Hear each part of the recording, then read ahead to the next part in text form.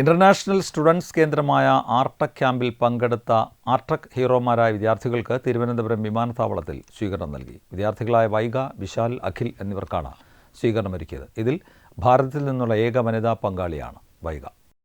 1925 സ്ഥാപിതമായ ആർടെക് ലോകമാകെയുള്ള കുട്ടികൾക്കായി പരിപാടികൾ സംഘടിപ്പിക്കുന്ന അന്താരാഷ്ട്ര കേന്ദ്രമാണ്. ക്യാമ്പിൽ പങ്കെടുത്തവർ ആർടെക് ഹീറോസായി മാറുന്നു.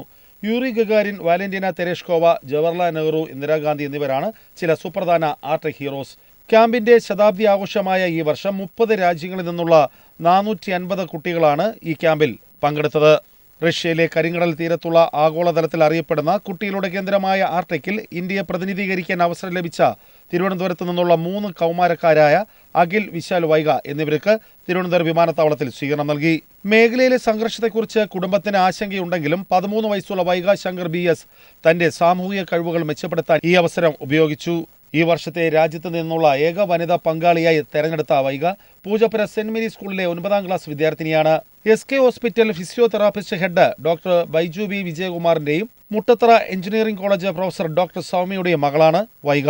തിരുവനന്തപുരത്തെ റഷ്യൻ ഹൗസിലെ വിദ്യാർത്ഥി ക്ലബിന്റെ നേതൃത്വത്തിൽ സംഘടിപ്പിച്ച വിവിധ മത്സരങ്ങളിലെ പ്രകടനത്തിന്റെ അടിസ്ഥാനത്തിലാണ് വിദ്യാർത്ഥികളെ തെരഞ്ഞെടുത്തത്.